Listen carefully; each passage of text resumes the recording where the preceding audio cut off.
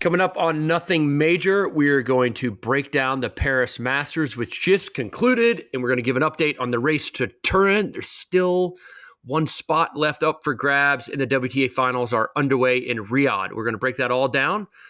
Let's get into the show.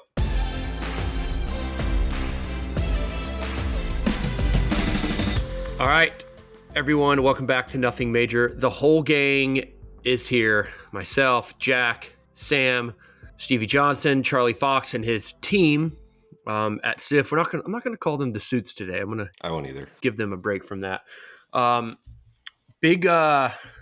a big show ahead. With breaking down the Paris Masters, the event in Riyadh that's just underway. But before we begin, Sam Query sent a text to our group yesterday. He had his first USTA League match out there in California yesterday.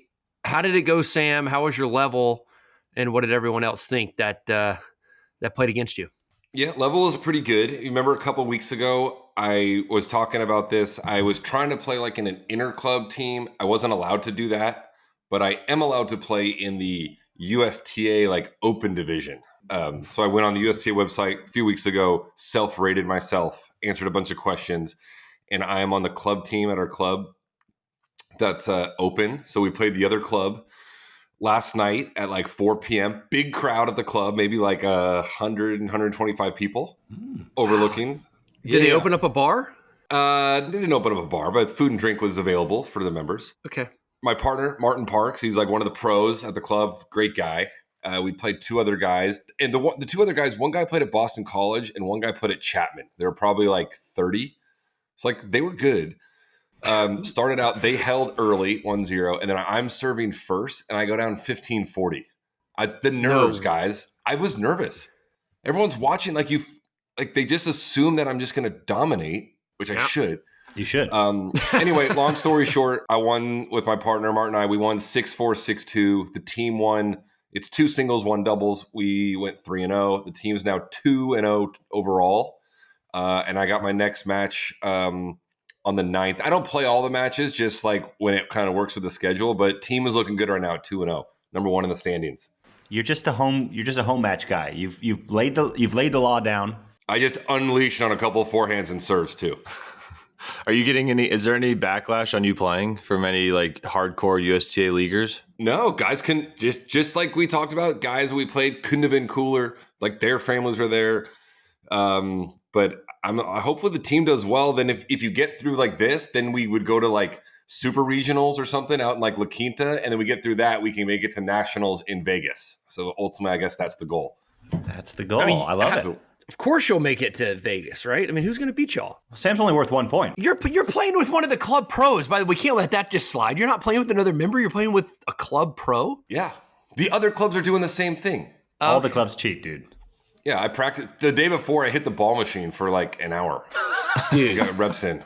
Oh my god, that is amazing. That was the first competitive match I've played in like over 3 years.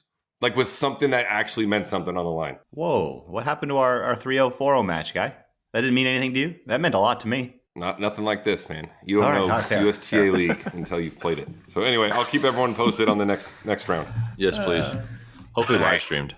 Can't wait, Sam. Congratulations on the win. Thank you. I got one more thing to get into before we unpack the Paris Masters. All of us Yankees here, of course, we're watching the World Series. We're tuned into Game 6 and 7 in Toronto. It was absolutely unbelievable. But do you know who else was tuned in?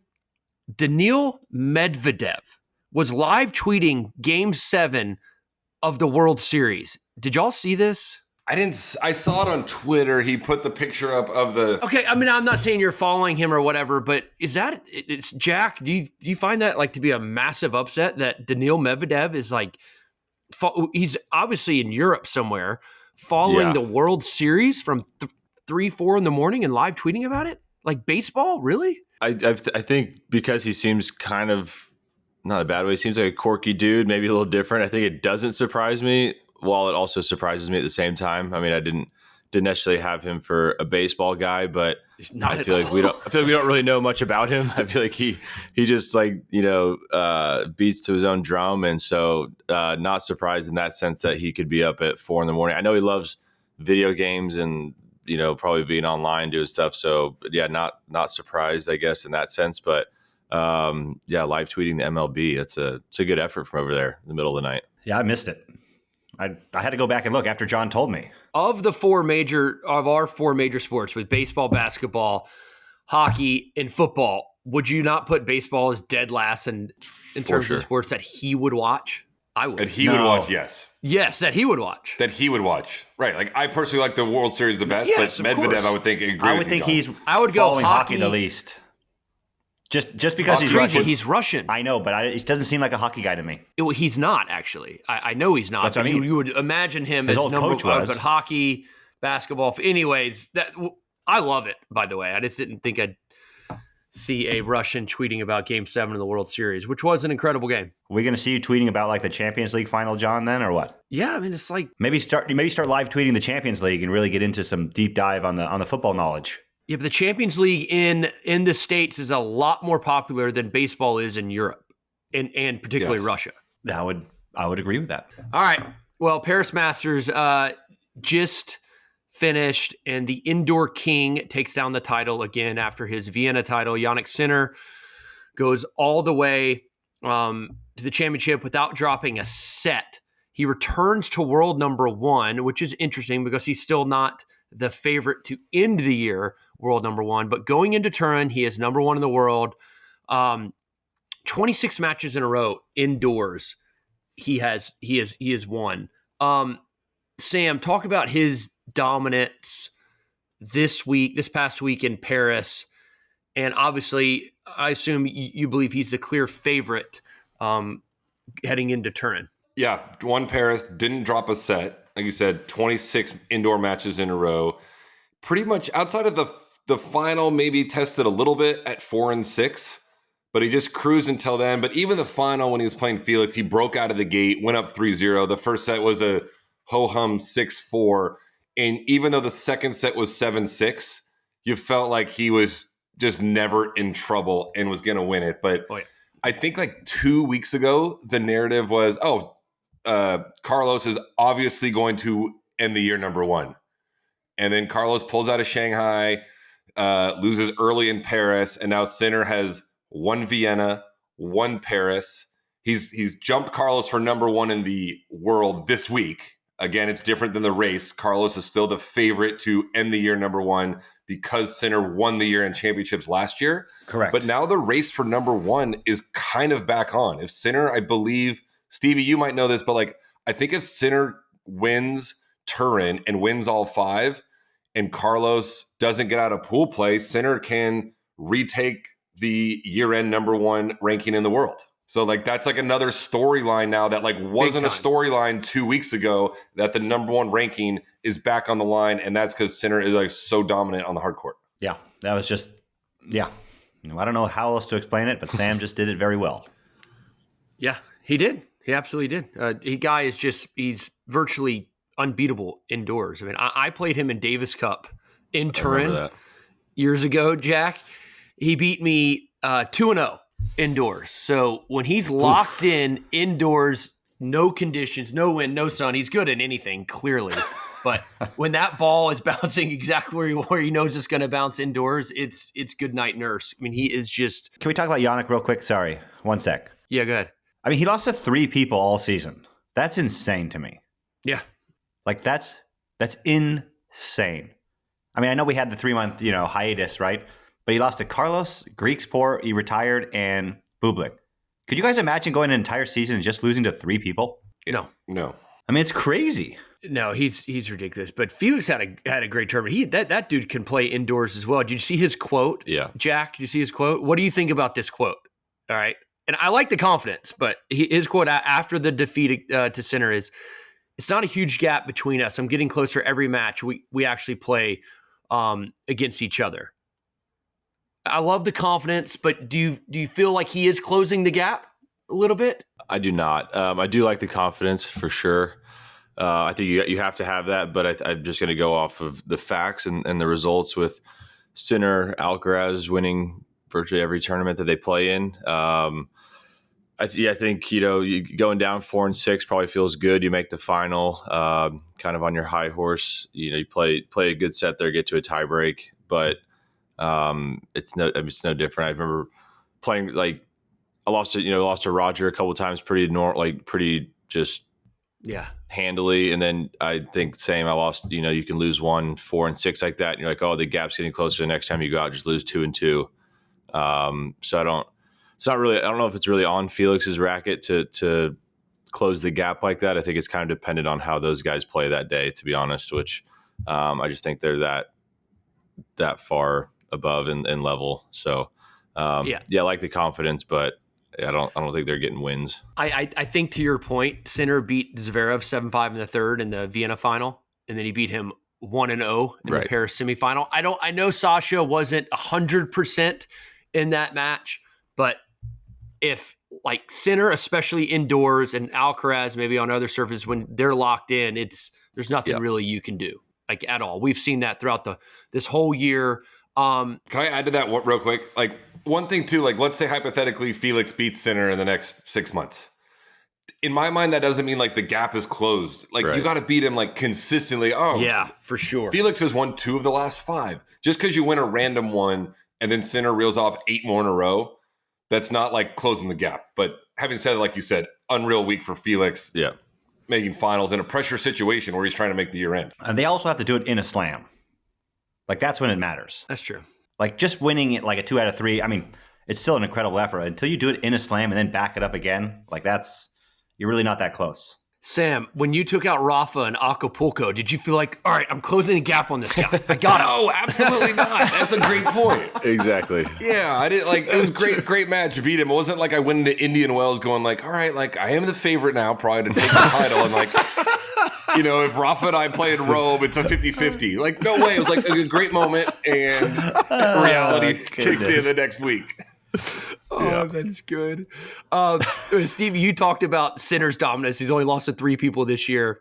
Alcaraz has been equally dominant. How about this from our friend Ben Rothenberg on X? His tweet was, there has not been a single tournament this year in men's tennis that has had both Sinner and Alcaraz play a match in the tournament that was won by a third person. So this is amazing. just, no, it's crazy. We've talked about it. Yeah, it's crazy. I mean, the dominance is astronomical. It's just, the ranking gaps, the level gaps, you name it. Like there's just 2 guys that are far and away better than everyone else. And I think it's still literally impossible. Every week that goes by, like it's impossible to me that somebody's going to beat both of them in the same tournament. Yeah. Like unless one of them like is literally hurt, like, you don't really have to beat one of them. I don't know. Like I just don't see anybody beating a healthy Alcaraz Sinner in the same tournament. Sinner had that moment in the final against Felix where he limped around for like another 90 seconds again. Yeah. Did you guys see that? Like there's strange, some question dude. marks about his health. He even said, he says, it's clear I'm not at 100%. Which is even scarier with some of those scores and results he had there, if that's true. I know, but now he has a full week, right? Now he has a full week. You don't need to practice that hard. He's coming off back-to-back wins, so he doesn't need to learn how to hit the ball again, clearly. So a week can do a lot for you. I think he's going to be 100% going into Turin, playing in front of his home crowd, defending champ, all this stuff. But Alcaraz, on the other hand, he did not play well. He's dumped out by Cam Norrie in Alcaraz's second round, Carlos's first match. He was a little bit perturbed on the court. Jack, did you see that? Yeah, like we haven't seen that from him at all, really. Saw that from him and Sinner a little bit. I don't know. Did you guys see the Sinner one talking to Frosty? Yeah. Maybe it's the end of the year, just a little crispy. Maybe their ranking stuff they're thinking about. Who knows what's going on in their heads? But yeah, it's definitely from Carlos. He's usually smiling and entertainment out there, and put on a show. It always seems like he's happy and in a good mood. It seemed like he was unhappy with the speed of the court. He was unhappy, obviously, with the way he was playing. Yep.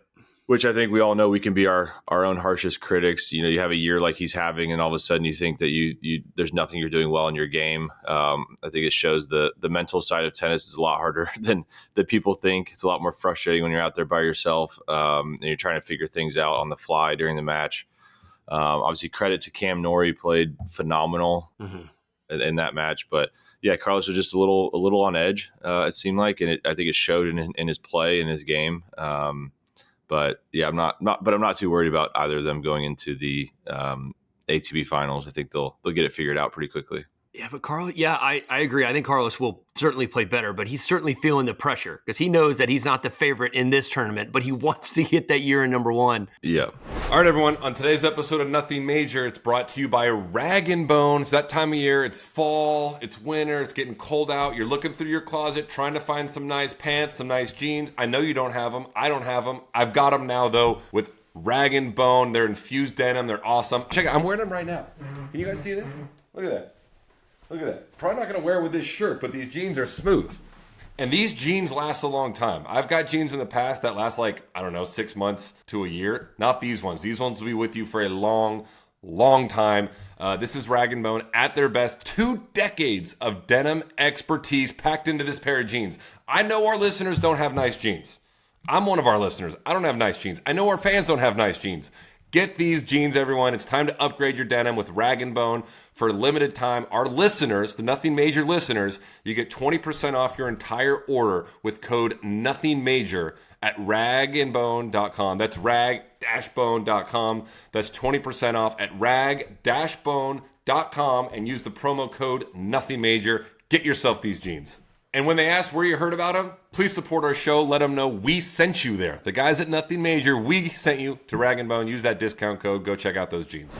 Going back to Turin here, I think we all agree that Sinner is the clear-cut favorite to win Turin, but he's not the clear-cut favorite, as we spoke about a little bit, to finish year-end number one. Alcaraz will clinch that if Sinner does not win the title. It's obviously the prohibitive favorite. If Alcaraz wins all 3 of his group stage matches, if Alcaraz goes undefeated in his group and loses in the semifinal match, he's still number one. He reaches the final having won 1 or 2 group stage matches. So if he qualifies going 2-1, but then wins a semifinal match, Sinner cannot get number one. He wins 2 games and Sinner is champion after losing 1 game. What does that mean? He wins 2 games. He wins 2 matches. I think they call matches games. Yeah. So some of our editors are European, and so it's like that vacation versus holiday thing. That's exactly right. That's exactly right.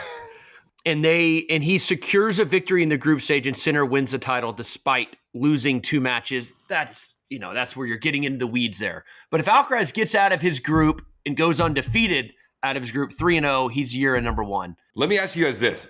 Are you guys confident right now that Alcaraz just cruises out of group stage based on last week? Yes. I'm not either. And I don't want to be that guy that says Alcaraz not going to finish top 5 like I did last year. You don't think he's going to do that? Dude, I love Alcaraz. No, you don't. You thought he was outside the top 5. I'm not sold that it's a guarantee that he gets out of group stage next week. What are you talking? Dude, this is crazier than you outside of the top 5 argument. What are you talking about? No, it's not crazier than that. He's not going to get out of the group stage? Who's going to beat him twice? Who's the 2 matches? I think he'll get out. I don't think it's a given that he's going to go 3-0 in group stage. Yeah, I think he's going to have the chip on his shoulder after this last week. He's going to come in fired up, probably have a new haircut, and he's going to go crazy and go undefeated for sure. Ever since the groups aren't out yet, so that matters. Of course, the groups are not out yet. But those clunkers he had early in the season in the Sunshine Devil, he played horrible Indian Wells, lost first round to Gauff and Miami, and then he made 9 straight finals. He figured it out. He's going to be fine. Nor he's not going to be his group stage in his group. So Stevie's saying that Alcaraz is going to finish year in number one no matter what. I'll quit this podcast if he doesn't finish year in number one. Whoa! Oh, come on, dude. We want you here. All right, I'm not going to do that. It's an empty threat. Stevie typed in as we were talking earlier, the gap between number 2 and number 3 in the rankings right now. It's so good. It's 5,536 points between number 2 Alcaraz and number 3 Zverev right now. We're going to have to dig deep into the archives. Like, can't remember a gap that significant. Like from any number. No. Maybe Djokovic is when he finished year number 1 at 13,000 points or whatever it was, but 4 slams and 8 Master Series. Yeah. But it's crazy though that there's the same gap between 2 and 3 and 3 and 1,000. That's amazing. Yeah. They're all 2 majors and a Master Series away from they're all 6 good months away from getting to number 2. It's crazy. Yeah, but the race for number Number 3 is on too. I mean, but these guys are playing for a lot clearly, but they're not playing for number 1 or number 2. No. That only goes to 2 guys. Before we wrap up the Paris Masters, we like a little controversy, as the Brits say. On this pod, the Riley Opelka, Zizou Bergs. That's so good. Little tiff. Good. So Riley commented on a Tennis TV. We all know Tennis TV on Instagram. Just unsolicited, right? Yeah. Well, Zizou Bergs was playing Mickelson. Yes. Zizou Bergs wins, and as Mickelson is smashing his racket, the camera angle catches Zizou Bergs doing the moonwalk in the back. Yeah. It's so good. And then Riley Opelka comments, "I'd rather lose 6-2 in the third than win 6-2 in the third and moonwalk." In which response, Zizou Bergs says, "I'd rather play than not play in qualifying," which Riley Opelka was in the qualifying of Paris, played a match, and then I believe withdrew. He withdrew, but then he got still in got like a lucky loser. But still got a lucky loser. So this Zizou Bergs 1-1, Riley Opelka 0. Right? Yes. Yeah. Yeah. I love Riley, but this is a Zizou Bergs win. Also so Zizou Bergs win big time. I mean, the moonwalk is actually pretty good, too. So good. Smooth. I mean, the best is just the camera angle. They're catching Mickelson just snapping at the end of a long season, and then Zizou in the background just moonwalking. It's just it's the combo of both. It's so good. The racket going in. It's so good. It was right on cue, right? Right as he's smashing the racket. And the crowd was going nuts. I mean, he had a good, Belgian contingent behind him there. I thought the venue was pretty cool. They added about 50,000 more fans through the turnstiles. That's what Jason Goodall always says.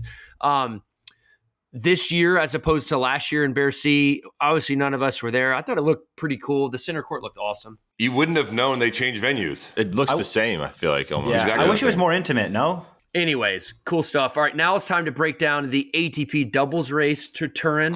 Yeah, right. Oh, another great story, by the way. Felix right now is in the 8 spot. Musetti's in the 9 spot. Felix was playing Metz. Get to that. Yeah. Oh, Musetti, Athens, and Felix just withdrew from Metz, just saying like, "Hey, Lorenzo, there's no shot you win Athens and jump me." What an alpha move. Do you think Felix goes to like Turin on like Wednesday before Musetti plays and just like throws it in his like total mind games? Oh, dude, can you imagine? Should. He should go there and start practicing and just start putting the clips out online. Exactly. Well, also the question mark is, and this is worth actually talking about here, is Djokovic, who's playing Athens this week. He owns the tournament, right? Yeah, maybe. I think I need to recant my statement. He hasn't said anything, right? No. About Turin. I think he's playing. I do too. I hope he's playing. Be great. I hope he is too. I mean, I think I was dead wrong. You think he's gonna play, Stevie? I mean, I really hope he's going to play. That's not the question. I know. I'm saying, but We all hope he's going to play. Hey, guy, take it easy. Hey, I hope Fed plays Turin. I hope Fed gets a wild card and plays Turin. Just let me finish my statement, guy. Jeez, All right, Louise. He might tell you to shut the F up, chill. I hope he plays. And I think the longer that he goes without saying anything, that he will play. So I think he will play. Jack, Couldn't just let me finish that, huh? you weren't going to finish it. There was no need to say you hope he plays. Yes. Why not? Why not? Jack, Obviously, you hope he plays. All right. Is Novak playing? I think Novak's going to play. Also, if I'm Felix, I'm showing up in Athens and watching Musetti in person, putting the pressure on. Oh my gosh, that would be unreal. Yeah, that's what. So so the battle. So this is. I mean, it's juicy. The battle for the 8th spot is on. If Musetti takes the title in Athens, indoors, not his best stuff, he gets the last spot over Felix. If you guys are Felix and and Musetti has a chance of making it over you by winning the title, are you not playing just to get a few points this week? Or are you just letting that? Are you doing the same thing? Just if it happens, it happens. I like what Felix is doing. Odds are he's going to get in. I mean, chances are Musetti's not going to win the title. He's probably got a 20% chance, right, to win Athens. Right. To go all the way. So like he just made the finals. He did really well, and he played it pretty well in Basel in the week before. I mean, he's good, and he's so dialed right now. It doesn't need to play another tournament. So if I'm Felix, I'm focused as if I'm the 8 guy going to Turin, and he's going to give himself a good chance. He's a guy that can definitely get out of group stage. That's going to be a tough feeling. You're this dialed with this much like confidence after Paris, and then Musetti goes and wins this tournament, and like all that momentum you have now, you have to just like wait for next season. Or he can go as the alternate. Sam and I have done that before. It's some long days. Maybe Felix knows something we don't. Maybe Novak's told him he's not playing. Maybe. That is a possibility. I would say that's highly unlikely, but The year I qualified, I lost in Paris. And there's always question marks with Rafa Nadal. Is he going to play? Because he pulled out of that tournament like half the time. So I'm like, well, I already told myself I wasn't going to be the alternate again because that was just a long week. I flew back home, all the way back in Dallas. And I remember I went to a SoulCycle class, and I left SoulCycle, and I got a text from Thomas Schrader saying, "You're in Turin." And I'm like, that's awesome. But I also like left tournament mode. You know what I mean? Like getting back home into the year, and then I practiced like 2 times in Dallas and flew over to London. It was an incredible opportunity. I lost all 3 matches, of course. The highlight of my London experience was watching Jack hit Marcelo Melo with the forehand. But it is tricky if you're on the bubble. Tell me about it. I was always on the bubble around 40. All right. You know what's even worse? I had the chance to go over as a doubles alternate one time. Can't do that. No, you did not. I'm saying like we finished 9. Voshik and I finished 9, and they asked us to come over. I said I would rather watch paint dry, but thank you. Yeah. Yeah. The ATP actually asked all of us. They do like with players that recently retire if they want to like be recognized. Yes. Oh yeah. In the year-end finals, like in Turin, they've asked all of us because we all recently retired, and we all politely declined. Correct. It's a nice gesture, but that would be tough. That sounds horrible. Go over there and take a curtain call from the Italian fans that don't care about us. I'm going this year, actually. No, if it was in like Denver, maybe. No, I'm still not going if it's in Denver. Now we're moving on to Riyadh. Cancun. It was in Cancun. I didn't just make that up out of thin air. It was in Fort Worth also, which was a disaster. That's correct. But it's in Riyadh now. It's the WTA Finals has found a home, and there's $15.5 million of prize money in this event. Coco Gauff is the reigning champion, but she is not off to a good start here on this Monday in the States. She went down to Pegula 6-2 in the third. Jack's girl Paulini goes down. Sam's girl Anisimova goes down. Stevie, who's your pick? Because I picked Coco. I picked Sabalenka. So okay, good choice. She won. So no, he. But anyways, picked they're just he did not pick Sabalenka, by the way. None of us picked Sabalenka. He picked Amanda. Yeah, Steve and I both picked Amanda. Wow. What's her last name, Sam? Anisimova. All hope is not lost. This is round robin play. But what do you guys think about this tournament? There is the Steffi Graf group and the Serena Williams group. That's awesome, by the way. Yeah. I love the group names. Rybakina just smoked Anisimova 3-1 coming off her Tokyo semifinal. She's looking fresh. American girls, is Pegula the only one that has a chance, seeing now she's the only one that won a match? Maddie Keys lost her first round match to Swiatek pretty easily as well. No, I don't think so. Not necessarily. You've only played one match. We got to, after 2 matches, you can make this call. But I think, she's definitely in the driver's seat after beating Coco. I'll say this about Coco. She had 17 errors, 17 double faults, 45 errors, and lost in 3 sets to Pegula, who's I think ranked 5 in the world.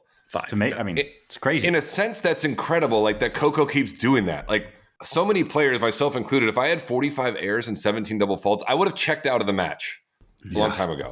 She continues to do that and like hangs in these matches.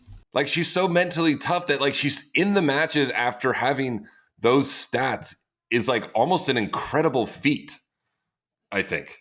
I wonder if it's gotten to the point maybe with the serving the double, like where she's so locked, like it's almost like expected, if this makes sense. Like she's going to the match, she knows she's going to double fault a lot, so she's locked in on the return games, obviously, like even more. She's like, I need to break 7 times this match to have a chance or whatever the number is. Because I know I'm going to double fault now that much, if that makes sense. And it's it makes sense. I think you're right.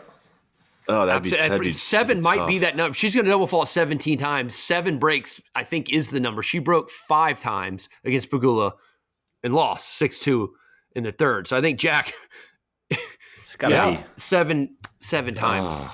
It's a lot of stress that it this keeps happening. It is just crazy. She can't. Sometimes she will go a few tournaments and the serve is fine. She's not double faulting, but then boom. Did she serve fine in Asia? Yeah, she was fine over there. She dominated. The demons on the serve come back. So it's tough. You think for the women, like the year end here indoor, when like just like center in the indoor, when Sabalenka, when the ball's in the right spot every time and she connects, she's so tough to beat on the indoor courts in perfect conditions. Totally. And she's got the most power on the serve too, and obviously from the back of the court. So I'm with you, Sam. It's a bit like center with Sabalenka indoors when she's locked in and going. Feels like we're just headed for a Sabalenka-Swiatek final. Like there's just no Can we repick who we think's going to win the women's year-end final after they've all played one match? I don't want to repick it. No. Fine. No. Fine. Let's maybe repick after pool play because our girls are still alive. Okay, so we're going to repick next Amanda week when the plays Maddie tournament's now. done? What do you mean? We don't do a pod every day. Amanda plays Maddie now, so she wins that, Sam. True. We're right back in this thing. Yeah. Paulina True. got the All right, toughest let's one stick out of with the our way. girl. She's still in this. We're still in it. Rolling with his girl. Anyways, but this is all going on in Riyadh. It's great. It's great to see the girls over there playing for a lot. I mean, Coco last year took home a bag. What's the number? What's the check this year for champion? It's over $5 million. Yeah. Oh, or maybe $5 million on the dot, but it's worth trying. Yeah, exactly. It's worth trying. It's correct. Do you guys remember in the WTA, like for a handful of years, I don't know how long they had it. They had a 9 through 16 tournament. Yep. Yeah. They had a like secondary. Bali. What was that about? Huh? It was in Bali or something Yeah, like it was. that was unbelievable. They had like a concurrently, or maybe it was even the week after. But that doesn't exist anymore. That would have been nice to have. By the way, year-end undefeated champion for the women, 5,235,000. What I didn't get about that secondary one, what if you were like 9 and 10? Did you just not go as an alternate? You're like, I'd rather play and not be an alternate. What if somebody got hurt? It wasn't concurrent, actually. I said it was. Yeah. It was like the week after. Okay. You could do both, I guess. So you could double dip. You could get the money to like wait around there and then go play the other one. I think so. Yeah. So I guess Nice. if you It was were almost like better to finish 9 than 8. Yeah, that's kind of double dip, baby. Do they still do the The Challenger year-end WTA finals? Elite Trophy. No, they don't do the Challenger year-end finals. That Didn't they do that for like a minute? they did. Had it in South America. Challenger year-end, that's garbage. Sounds That was right. even a thing. That absolutely is garbage. All right. Okay. Anyone else have anything to add on this Monday? No, I'm competing for the Wiffle year-end championships in singles as well. Are you Top 8? I'm top 8. The pickleball top 8 race is on. Yeah, we play. We play for. I think our total prize money is $5,235. Where is it? It's not this week, right? Is Sam an alternate in that? No, it's going on right now, but it'll be in San Clemente next spring. Sam, do you have a shot to sneak into the final 8? I'll have to have a strong end of I'll have to win Worlds this week, and then probably Steve, you win I need you Worlds, there. you're automatically in. I'll be there. You could mess around Right, win playing the singles. title this week and get in. Anyways, All right. Sam and We'll Jack keep an eye on that race. are descending onto Dallas to play some pickleball here very, very shortly. But that's it, guys. I appreciate you tuning in. Remember to follow us on all forms of social media. That's YouTube, Spotify, Apple Podcasts. We're on Instagram. We're on TikTok, X at Nothing Major Show. Keep following us. Keep giving us suggestions. We are growing, and we love doing this for you guys. So appreciate it, and we'll see you next time.